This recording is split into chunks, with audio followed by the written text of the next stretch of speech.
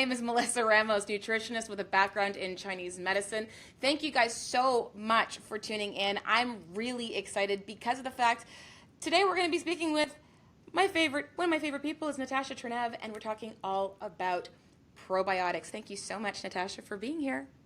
Thank you so much. And listen, we have to teach the people why probiotics can transform their lives.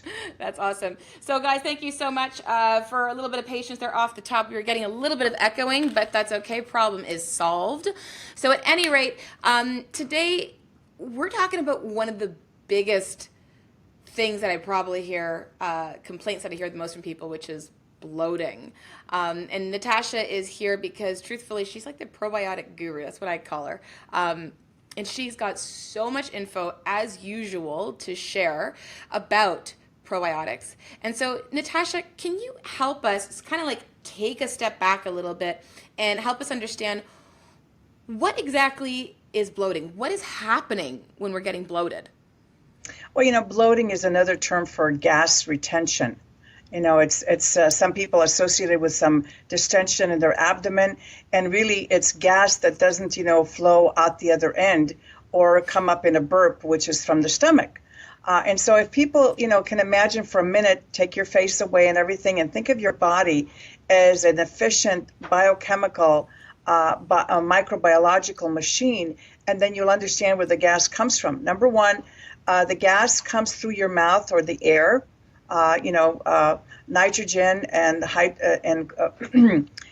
oxygen, and the bacteria, when they are interacting with substances in your stomach, in your small intestine, and in your large intestine, the interaction or the chemical reaction is the production of gases and utilization of those gases, and then passing those gases through the colon. And a number of things can affect the production of these gases and the retention of these gases. Diet, stress, the use of antibiotics, and the destruction of a certain group of bacteria that help us, produce less gas or have, hydrogen turn into methane. So these processes are very complex, and I don't want to get too technical, but basically it all starts when you suck in air as you're eating. And the faster you're eating, the more air you're sucking in. And this causes a lot of tension inside of the body because you're not doing your predigestion with your saliva. And then that gas gets inside of your stomach. And there we have the production of acids to break down proteins and start the process of digestion. And there's some bacteria present there, but not too many. And then you go into the small intestine where the majority of this digestive process takes place, and where you have now the bacteria who are either going to aid the digestive process or interfere with the digestive process and produce more gases than necessary. Most people will be astounded to learn that, each one of us will pass between 14 and 18 gases a day. This is 14 normal. to 18 gases per day. That's right. So you're going to fart 14 to 18 times a day. Yes. You can say it that way. And that's all of the interaction that's going in your gut. So now you have, hopefully if you have the right balance of the microbiota in your small intestine, now the food, whatever is left of it, goes into your large intestine to actually be compressed and mashed and pressed out into feces, and that's where more, this fermentation actually takes place, and more copious gases are formed. So it behooves all of us to understand the whole system instead of running out to your health food store or to your pharmacy and getting something to so-called stop gas. Well, you're never going to stop gas if you want to live. So what we need to do is optimize the fuel engine, which is your GI tract, understand the microbes in there that can either be an obstruction or an aid. And once we learn this and treat it holistically, we're not going to have the problem. And actually, bloat is trapped gas. It can't get out, so it's there causing distension and making you feel uncomfortable. And the medical community doesn't like to call bloat bloating, fix distension, they'll say, oh, no, that's not really distension. You have abdominal distension. Well, whatever you call it, we just know that feeling. We know when we are feeling bloated and we don't feel good, and we know the gas is trapped and it won't come up one way or the other.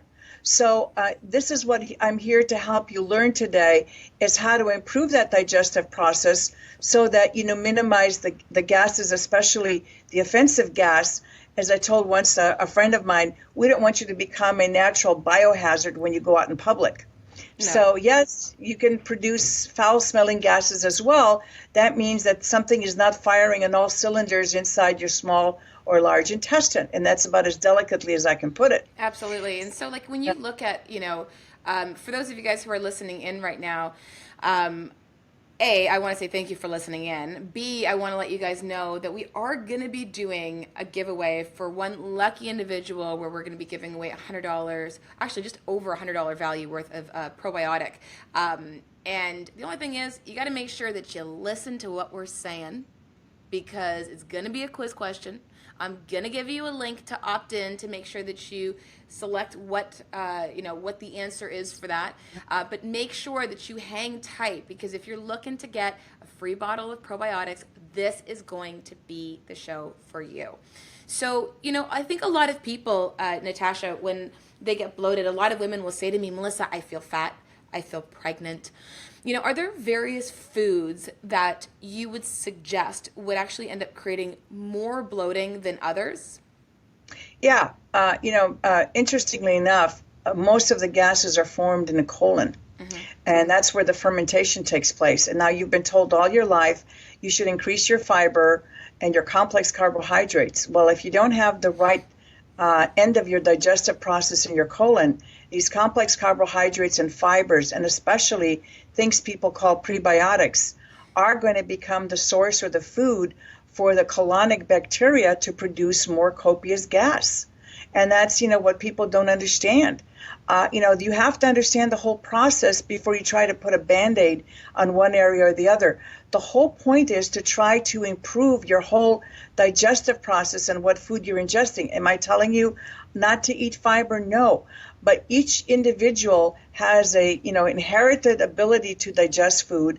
And now in the 20th and the 21st century, we've altered that microbiota in our gut, disturbed it. So the foods that are healthy for us may not be able to be digested properly, forming more gas and causing that bloat. And actually, what I call bloat is trapped gas. And when the gas is trapped, it means that the peristalsis, or the movement of the food down your small intestine and through your colon, is not happening, and therefore the gas can't leave. Got it. And so there's some people who, Alana says, my doctor just put me on antibiotics. How far apart should I take them from my probiotics? Which is a really big thing, because, we know that antibiotics can also cause a lot of gut disturbances. Can it also cause gas? Oh, absolutely. Bloating? Yes. You know why? Because when you disrupt the normal balance of the microbes in your gut, now these bacteria are also digesting this food for you, or digesting it for themselves. And when you have an imbalance, you're going to get bacteria that are fermenting foods more and using the gases for their own, energy sustention. And so then you become the victim, because they don't do anything in your favor. They have to sort of do things in harmony with you. And when they're not in harmony because of the use of antibiotics, they're producing this gas, the gases, I should say, for themselves, that they can utilize for their own benefit. But unfortunately, it doesn't really benefit you, the individual. Got it. And so how far away should she take her probiotics from her antibiotics? Great question. I always tell people, wait 2 hours after each antibiotic dose, and then take your probiotic. And please finish your course of antibiotic. It is very dangerous to decide, oh, I feel better, so I'm going to stop taking my antibiotics and I'm going to just take my probiotics. No, you have to finish the course, because now you've disrupted the ecosystem and you don't want any adverse bacteria to hang around. And when you finish your antibiotics along with your probiotic use, then you have to go for a week or two, double and triple up your dose, because guess what? That interruption in the balance of your microbiota is going to cause digestive problems, which will lead to more gas and bloating. Interesting. So we have a really great question because, we know that probiotics, obviously this is the topic today, is probiotics with bloating and also constipation, which we're going to get into. But how does Jessica, and I'm sorry if I'm not pronouncing your last name right here, Jessica, but Jessica Paschke asks, how does bacteria survive in the stomach? Well, they don't really survive very well, but there's, you have a low pH in the stomach. But we found, for instance, I'll give you a perfect example, a bacteria that's been around with us for thousands of years called Helicobacter pylori. And those of you who have heard of it know that it's the cause of stomach cancer, stomach ulcer, and indigestion. And the way it survives, it forms its own zone of buffering so that the stomach acids are not affected. And interestingly enough, it's not really harmed by stomach acid, but harmed by lactic acid, which is produced by the friendly bacteria.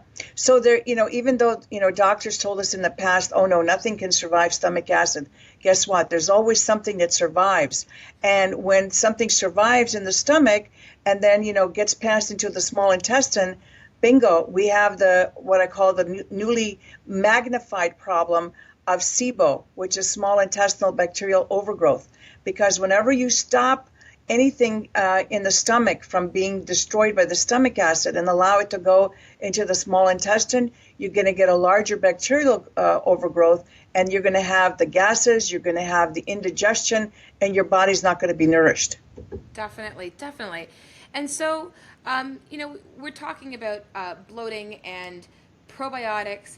Is there something in probiotics that would actually, something we should watch out for that, that would actually create bloating that we should be very careful of? Yeah, prebiotics. A lot of companies will tell you, people first of all have to understand, back to my definitions, what prebiotics are. They're basically indigestible carbohydrates or sugar. And the reason they're there is because your body cannot digest it and use it for itself. So it becomes direct food specifically for the bacteria that are in the colon. And once this undigested carbohydrate or sugar gets into your colon and it's acted on by the colonic bacteria, you're going to produce a lot of gas. But when we're looking at an actual probiotic, though, it's FOS we're looking for? That is FOS, actually, or they'll say inulin, or they'll say something, they'll use the word prebiotic, but anything basically that is a sugar that has more than 2 molecules is indigestible for the human body, and it becomes direct food for the bacteria. And that's why I discourage people from doing it, because you don't know which bacteria group is going to act on it. The premise is that only friendly bacteria will take it, but trust me, bacteria all love indigestible carbohydrates and sugars, and they will fight for that if they like that food for themselves. Got it. So guys, so just to recap that, you're looking at obviously prebiotics you want to stay away from. You want to look at FOS you're going to stay away from as well. Inulin as well. These are all things that are known as prebiotics that can actually end up creating more bloating, especially if you're sensitive to it. Because a lot of people, especially those who suffer from IBS, are going to have a higher susceptibility of really having that bloating. Correct, Natasha? Oh, yeah. Listen, the stats show us that about 30% of the American population have excess gas, but people who have IBS have like 90% more gas. And that's because there's a disturbance of that, chewing, digesting, and evacuation that's happened in that body. And that's why you have the unusual gas trapping, as I call it. Correct. And so Monique says, what is the best probiotic strain for a leaky gut? Well, there is no really best probiotic strain. That's why I recommend, the combination that you have to determine for yourself. A leaky gut is usually a compromised intestinal wall where larger molecules can leak into the gut. And what you want is, for instance, like our Lactobacillus acidophilus is a natural producer of bacteriocins and hydrogen peroxide, which becomes a very good competitor of the bacteria who are trying to, enlarge that leakiness in the gut and create more problems. So if you have a friendly bacteria, such as we do with the Lactobacillus acidophilus, it's a perfect inhibitor of those bacteria that want to enlarge that leaky gut in the small intestine.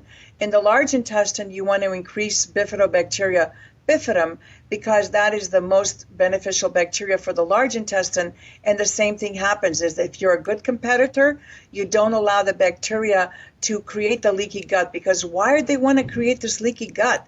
They want to get into your bloodstream and get a free ride to your organs. Yeah. And that's why people feel miserable when they have a leaky gut, because the immune system is going crazy. Hey, what's all this stuff coming across the intestinal wall that's not supposed to be coming? And then, it becomes a catch-22 situation. So that's why I recommend that you start with one bacteria, see how it goes for you, then, go to the second, use the, healthy start system, and then graduate to the healthy Trinity. And believe me, with our probiotic products, they're, how shall I say, formulated to really deal with the intestinal process of digesting and absorbing food, not just something that looks good on the shelf or makes spectacular marketing claims.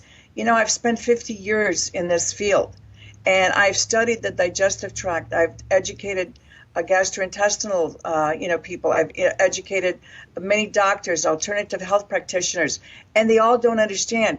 We're all still trying to find that magic bullet to take care of a certain problem, and then we don't have to do anything else. No, what I'm trying to teach you is that a specific bacteria for your specific problem, you have to change your diet in order to help your symptom, not necessarily the diet that your friend has that's working great for her, but your individual diet and your individual exercise program. By the way, just as an aside, if you have gas, one thing they find if you use a stationary bike, it will help to eliminate the gas and the bloat. Interesting.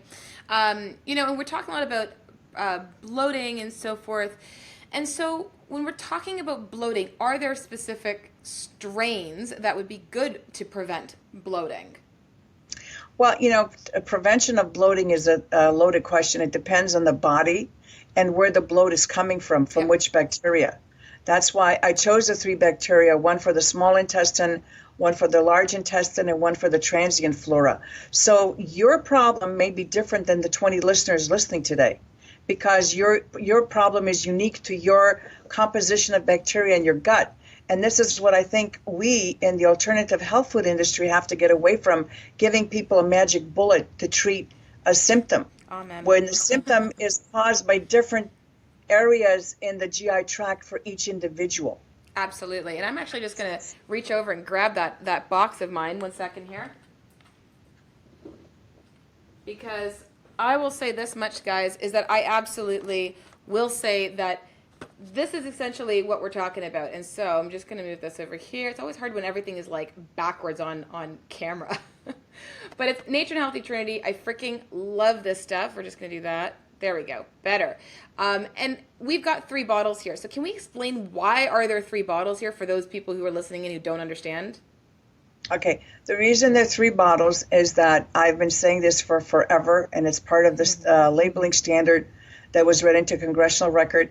Bacteria, when they're in a close-ended system, compete for survival. And so if you put them in a capsule or in a bottle together, and they're supposed to be, in an arrested state of growth, the minute they run out of food, when they're exposed to moisture, heat, or improper conditions, they'll wake up and literally can grow from 0 cells to 16 billion in 8 hours. So if they're together trying to dominate a very close-ended system like a capsule, they're going to start eliminating each other. And the reason I put the bacteria separately is because I don't want them to compete with each other. I want them to do the best for you when you take the bacteria. It may not be a good marketing position, but it's an extremely valid scientific position. Which is really what matters the most at this point, is like, does it work? That's the biggest thing. To work. Right. In other words, I want to introduce a system to you that you can use your entire family, everybody in the family. First of all, you have to be concerned that the bacteria is safe. You know who's formulated the product. You know the history of the safety of the product, because you certainly don't want to take a bacteria to get rid of your bloat that can do, other damage to the lining of your intestine and to your immune cells. Absolutely. And so, guys, just a friendly reminder, especially for those of you guys who might have tuned in late, we are going to be doing a $100 value giveaway for a probiotic, which I'm really excited about because it's a very generous offer. But you have to make sure you're listening in because of the fact that we are going to be doing it towards the end. So make sure that you tune into that. We do want to talk a little bit about various foods. So for those of you guys who are listening in, I know Patricia Dawson, you said, is it okay to eat bananas if you get bloated? And truthfully, in my opinion as a nutritionist, I would suggest staying away from things that are very high in sugar because they can ferment in the gut. And it's not necessarily a good thing to be able to be adding in more sugar, even things that break down to sugar. So if you're consuming excess carbohydrates, alcohol, I mean, you know, if you ever drink, the next morning your poops are probably not exactly ideal and you're probably feeling super gassy. So those are things to definitely be mindful about, guys, when you're even thinking about food. Even like, let's even talk about raw foods for a lot of people. Like in Chinese medicine, we say that, you know, if you've got a weak digestive fire, which essentially means there's low HCl, so low hydrochloric acid, so low stomach acid, and you put in raw foods, which has a cold thermal property, on an already dwindling fire, it's like putting ice on a fire or like extinguishing it. So people will bloat. So I always say to people, if you don't have ice cold water before your meals at a restaurant, like don't, because you're just literally killing that digestive fire even before the process starts. I agree with you 1,000%, Melissa. I have told people in the health food industry endless amount of times, you cannot put people who have digestive distress on raw foods. Yeah. They just don't have the enzymes to take care of it. And they are going to blow up like the Goodyear blimp because all of this food is going to be now attacked by the bacteria because you're not able to digest it and use it for yourself. So what I call an elimination diet, now I'm dating myself, but it really works. Like the lady who asked about the banana, if bananas are causing her gas, just eliminate it for 3 days and see if your gas doesn't go away. Absolutely. And make sure that you're getting that you decide what the right probiotic supplementation is for you. And today, one of the giveaways is a megadophilus, which is the acidophilus, which helps to further the digestive process in the small intestine. Because guess what? If you don't complete your digestive process in the small intestine, that undigested food gets dumped into your colon where those bacteria will really go crazy. Now they've got a lot of food and you will really start getting gas. You will sound like a choo-choo train, literally. Totally true.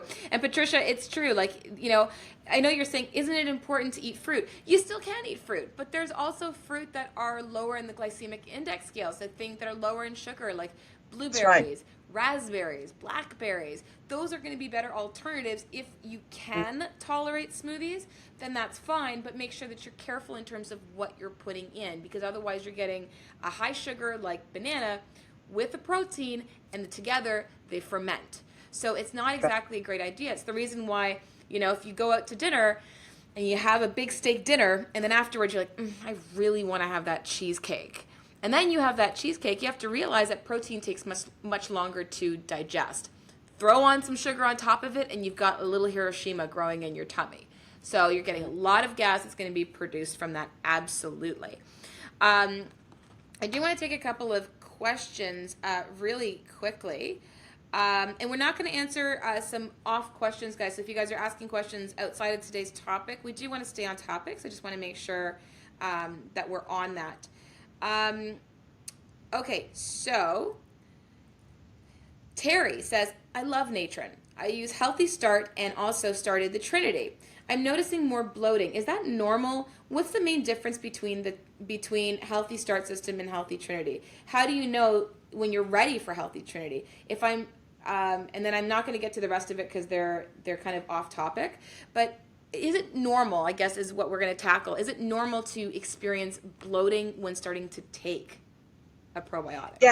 Yes, it is. And I'll tell you why. Because whenever there's something called a displacement that happens of other bacteria, especially yeast, they want to do the most damage because they're now really upset that they're losing their territory. In the old days, we used to call it the Hertzheimer reaction, and people who had yeast overgrowth really knew what I was talking about. We know this, this is science. This is not conjecture. We know that, for instance, like an E. coli that's found in food poisoning can literally shut down your kidney when the patient takes antibiotics to get rid of the E. coli that's causing the food poisoning, because it's now so upset that you're disturbing its territory, and it'll retaliate by pumping in as many toxins as possible. So if you're having a bloat, if you're noticing that after you eat something or after you take a certain probiotic and you don't want to feel uncomfortable, just space it out.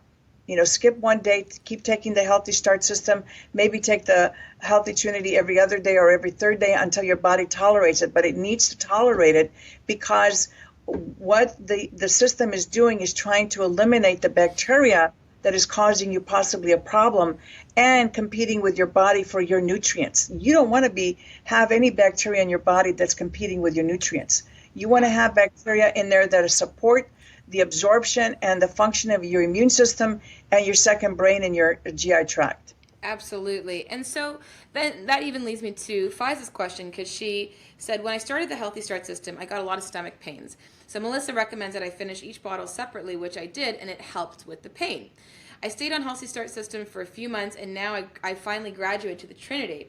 But she's had diarrhea and vomiting till at night, and now I'm scared to take it. What should I do? Well, as I said, there's something else going on. I would go back to the Healthy Start system. And like I said, take the Healthy Trinity one, every 3 days or one every 4 days until you tolerate it, because you have to trust me, the Healthy Trinity is not causing the diarrhea and the stomach problem. Whatever bacteria or yeast that's being displaced, they're, retaliating against your body. I have talked to people who have had severe headaches because there were so many toxins released in the body when they take the product. That is a cleansing process that you have to go through, or a healing crisis. But trust me, the products have been on the market for 35 years, and there's never been any kind of adverse reaction that people have had that's not caused by their own problems that they have in their own digestive tract. Anytime you go in and change the colonization of bacteria and compete with the bacteria for attachment sites on the intestinal wall, there's going to be a war. And you don't want the guys that are in there to win. Because it really is a detox reaction. And I tell this to, and so that you guys know they're listening in, I say this to a whole whack of women who are in my programs. I take Natron myself, my family takes Natron, and honestly, it is the best probiotic that I've ever seen on the market. And honestly, yes, you can have detox reactions, but it's a good thing in the sense that whatever is bad in there, you want it to come out. So if that means you're going to get bloating and so forth, the symptoms are going to be uncomfortable, it just means you're going to just wean off a little bit and just start slower, which is the reason why it would be better to kind of go back to the Healthy Start system, take a step back, just continue to do that for a bit, and then you can revisit the Healthy Trinity there afterwards. But right. I'm seeing a lot of probiotics on the market right now that say they don't have to be refrigerated, or they've got FOS in them. And truthfully, at the end of the day, guys, I have used many probiotics. I recommended a lot of them to patients of mine, and this is by far the best that I have seen. And I say that wholeheartedly. I always say a probiotic groupie with Natron since literally I was in college. So really, really, really big fan of it. And so I do want to talk really quickly before we wrap things up about constipation. So many people are constipated. How do probiotics play in this role? Well, constipation, first of all, let's define it. Can be, caused by stress, improper diet, lack of water, antibiotic therapy, and all of those things that I just mentioned can change the colonization of bacteria in your gut. So by changing your colonization of bacteria that is normal to your body and friendly to your body, you're going to establish better peristaltic action. That means the movement of the food that eventually becomes feces through your body. Because once, the reason most people have constipation is because of diet, stress, lack of exercise, and poor eating habits. Now, it becomes a vicious catch-22. Because that, bad diet and the constipation eliminate the good bacteria, become a bad environment for the good bacteria. So it becomes, a fulfilling prophecy. You're constantly fighting or you're taking stuff to get rid of the constipation instead of trying to change the internal system that is conducive to your constipation. Yeah. I don't know if that makes sense. No, it does, So what for sure. Because even like some people, like, well, they'll be drinking water, eating enough fats. They're doing all those things, but they're still constipated. But I always say to people, sometimes you're constipated. The liver also plays a role in that. And I know that you've spoken very much about probiotics and the role that it plays with the liver. And I'd love for you to touch upon that because a lot of people don't know that. Yeah, very important. If your colonic bacteria or the bacteria in your colon does not have sufficient bifidobacteria, the toxins will not be funneled through your feces and out of the body. They will be reabsorbed to be handled by the poor liver. And that's what causes the stagnation. And, this is a big problem we're seeing now in the United States. I don't know about Canada, but we're seeing, episodes of fatty liver with people who don't drink alcohol at all. And, the assumption is that it's because the toxins that are accumulating in the colon are not being excreted through the feces efficiently, and it's giving the body the opportunity to reabsorb the toxins and put all the stress on the liver. And therefore, that's what causes, it's like I said, a vicious, cycle. It goes, one supports the other, and you have to sort of get in there and break the cycle. Totally agree. Leah asks, does Natron offer any soil-based probiotics? I'd love for you to touch on that. No, I don't offer any soil bacteria. Listen, if I wanted to just make money, I could have put out soil bacteria 30 years ago. I could have, played the game and tell people, oh yeah, probiotics are shelf stable. No, I'm especially worried about soil bacteria because they're only found in minute amounts in your vegetables and fruits or when you ingest. They're not concentrated. And the reason they live in the soil is because they're very hardy and they're very smart. Bacteria are very smart. So if they can survive in the soil and the exterior environment, I would be very worried about ingesting that bacteria because, again, if you're taking a probiotic to take care of a symptom and not to change your whole digestive microbiota, you're going to have a problem because bacteria always have their own best interest at heart. And soil bacteria may, give you a temporary relief of some problem, but nobody in the medical community or in the scientific community knows what's going to happen to your immune system response or your second brain response 2 years, 3 years from now when you have a problem. Nobody knows there, so you shouldn't be fooling around with bacteria, especially ingesting them when they don't belong in large numbers inside your body. Especially since it's spores. Yes, spore formers, spores. Like, guys, I'm like, it just the thought of that just makes me feel so uncomfortable. Like, to put that in your body, I wouldn't trust it either. I'm 1000% in agreement with that because it just doesn't make sense. I love some of the questions that you guys have here. We're going to talk a little bit more about constipation specifically. Can probiotics temporarily make you constipated? What happens if you take a probiotic and all of a sudden you're a little bit more constipated than normal, whereas you weren't before? Well, it depends. Like if you have a SIBO, small intestinal overgrowth, then I would take more of the lactobacillus, either the Digestila or Megadophilus. Or if the constipation is caused in your colon because now it's see what happens with the food once it's, all of the nutrients are taken out, if your small intestine is functioning properly, then that mash of stuff goes back into your colon where it's, sort of like kneaded and pushed together and the final absorption of water is extracted. Now, if it sits around in the colon for too long, too much water is extracted and now it becomes hard for the muscles to move it down and evacuate it. Does that make sense? Yeah. So if you have a problem in the large intestine, then the best way to test it is to try it.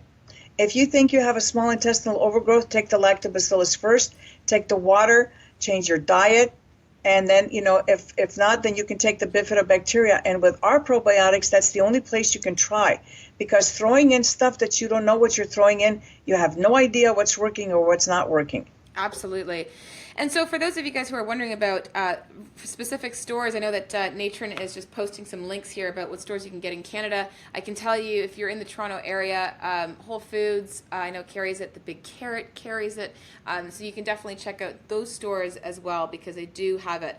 I do want to be able to give you guys a little bit of a check-in. I know you guys are all intently listening. What would really, really be awesome is if you guys can give this live stream a thumbs up, give it a heart. Make sure that you share this as well because there's a lot of people who are bloated and who are constipated, and you could really use this information. There's some really great tools and tips that we have spoken about from a food perspective, from a probiotic perspective. We've talked a lot about Natron's Healthy Start System, which I truly believe is where everyone should begin when it comes to taking a probiotic.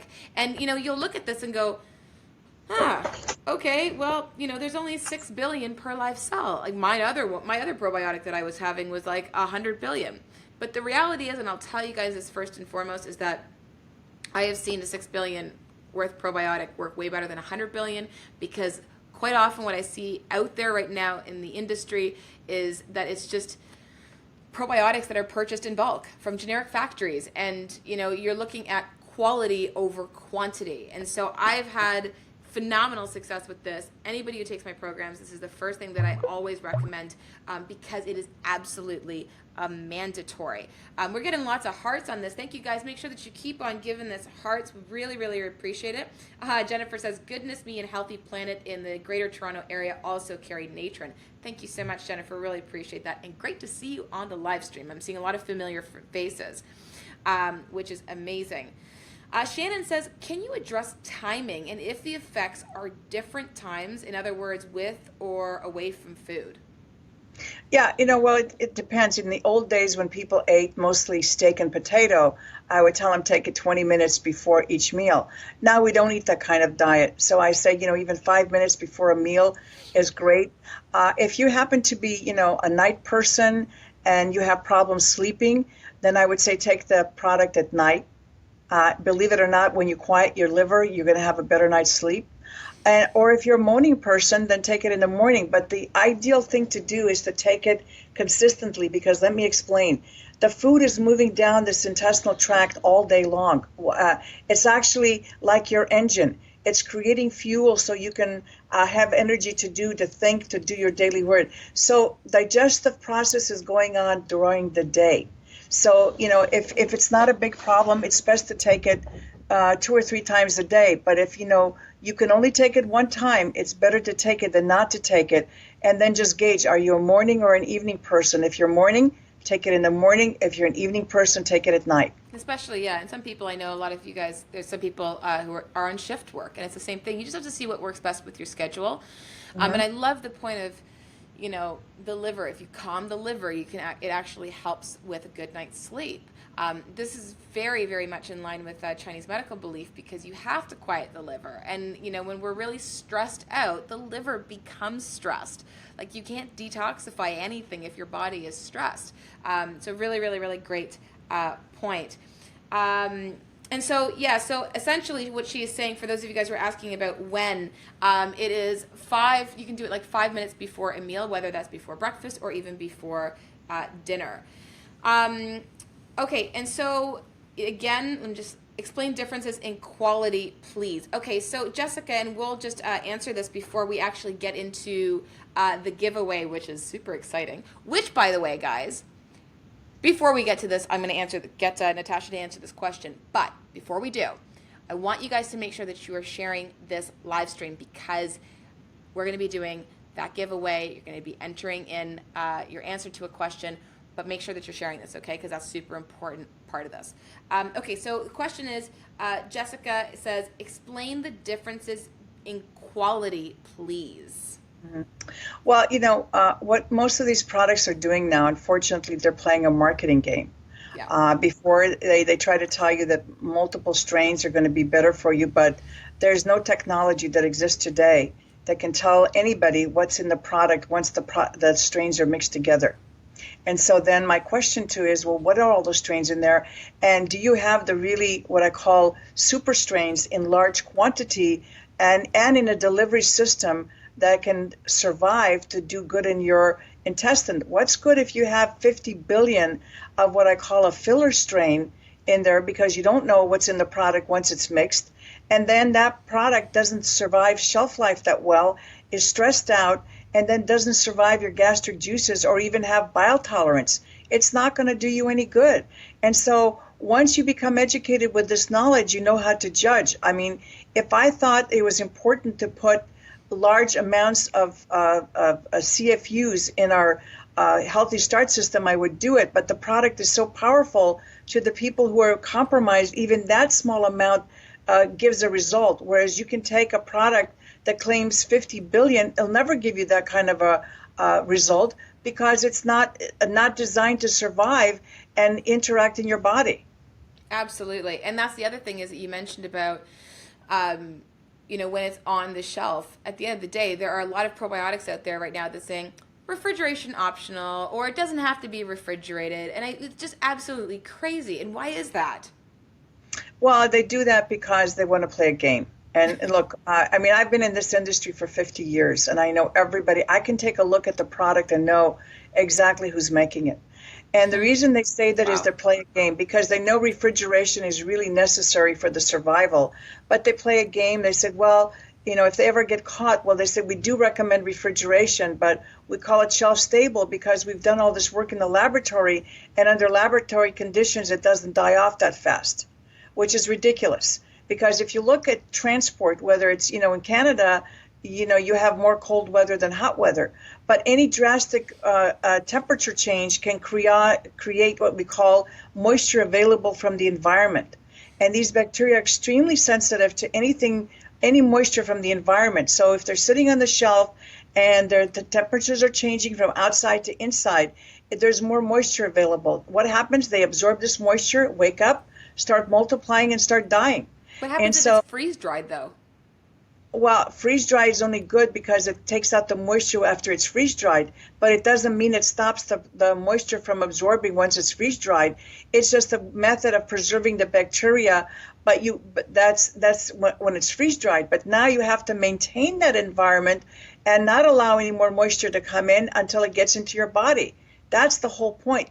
It's like you can tell at a chocolate that, it's been melted, and you're not going to buy it. But you can't look at a probiotic and tell if it's damaged because it hasn't been refrigerated, because it's microscopic.